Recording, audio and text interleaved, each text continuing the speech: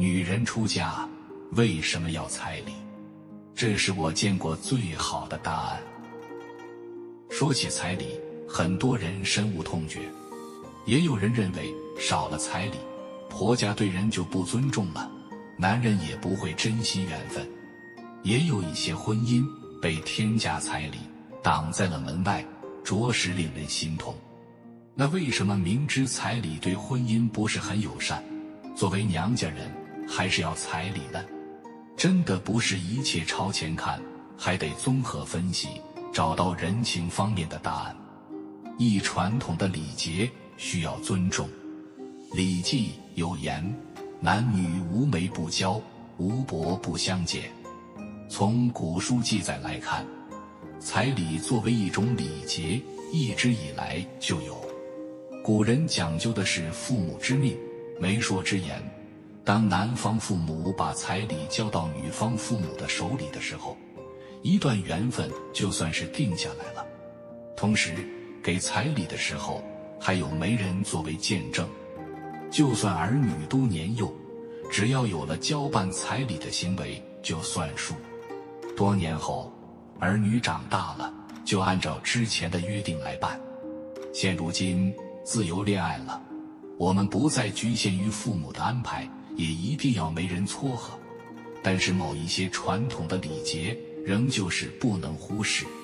在我的家乡，就算是男女自由恋爱，在结婚定亲的时候，仍旧要由男方聘请一个媒人见证幸福。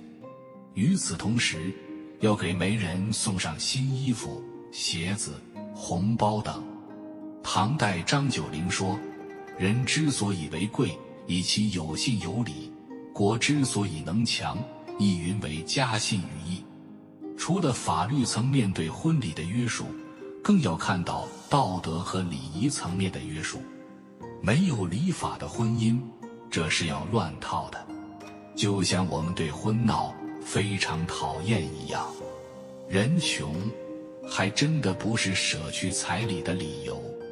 在上世纪80年代，我的堂兄找了隔壁村的女人，一家人因为婚姻大事忙得不可开交。最重要的是，堂兄家穷，不知道如何凑齐结婚的钱。经过多番商议，堂兄给了200块钱彩礼，娘家拿着钱买了一窝小鸡，在结婚的这一天送到了堂哥家。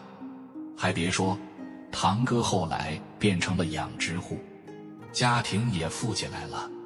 荀子说：仁义礼善之于人也，譬之若货财粟米之于家也。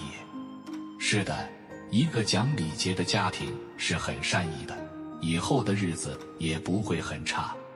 人与人交往，礼节到位了，关系自然就好了。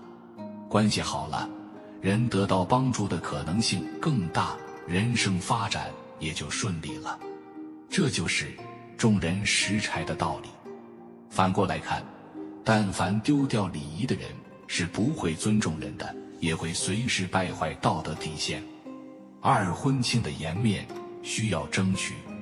西汉有个开国功臣叫陈平，他年轻的时候家徒四壁，寄居在哥哥嫂子家。陈平喜欢读书，也结交有志气的朋友。有一次，他帮助本地人分肉，做到了公正严明，被大家点赞。本地一个妇人张妇听到大家点赞陈平，决定把孙女嫁给陈平。张妇的家人反对，一个穷人，大家都耻笑才是，凭什么让他娶我们的女儿？张妇说：你看看陈平志向远大，仪表堂堂，怎么会长期贫困呢？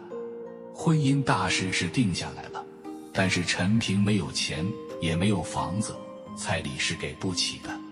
张父悄悄拍了家谱，送了一些钱给陈平。接下来，陈平拿着娘家给的钱作为彩礼送回娘家，还置办了风光的酒席，请左邻右舍来祝福。从外人看来，这个张父也真是死要面子活受罪。但是从长期来看，张父是考虑到了娘家，颜面也给足了陈平面子，算是一种远见，冷庙烧香。想一想，婚礼上娘家人没有得到一点彩礼，也没有陪嫁的东西，这是要冷场的。有女儿的，谁不想女儿风风光光的出嫁？这是人之常情，也是人心。从心灵层面看，女儿出嫁的时候风光一些，也寓意着未来的日子会红红火火，这是心理作用，也是人的精神面貌。三婆家的真诚需要考验。乐视仙侠录网络平台上的寻情记栏目里有一个故事，一个叫彭某的女子，大学尚未毕业，在做实习护士期间就和曾某定下终身，还有了孩子。面对幸福，他们还来不及感悟，就因为娘家要8万彩礼闹分手了。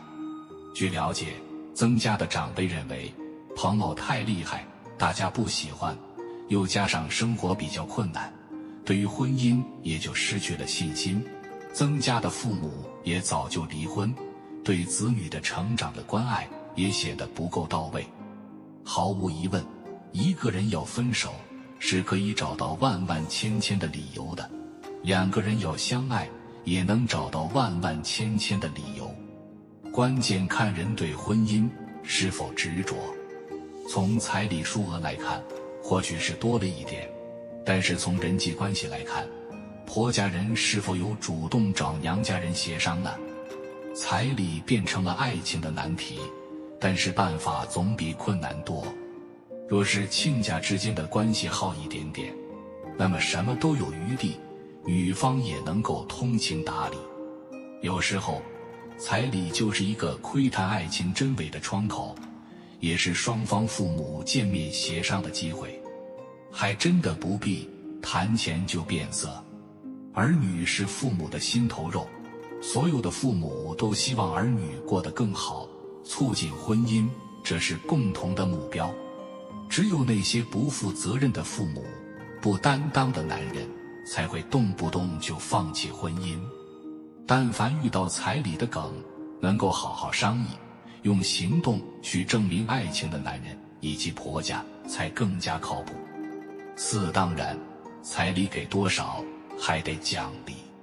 在《见闻录》中记载，通常订婚以茶代礼，男方送聘礼，这是下茶；女方接受聘礼，这是吃茶；夫妻走进洞房，这是喝茶。看吧，古人在穷困的时候还能用几杯茶作为彩礼，把婚姻变得有滋有味。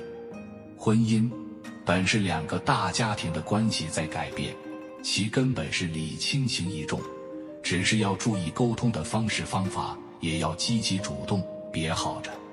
婚姻也是需要仪式感的，彩礼是一个重要的仪式，也是促进和美家庭的过程。花钱可以少一点，但是礼数别缺。古人云：婚礼者，将和二娃之好，上以示宗庙，而下以继后世也，故君子重之。做谦谦君子，不当利益小人，什么都好办。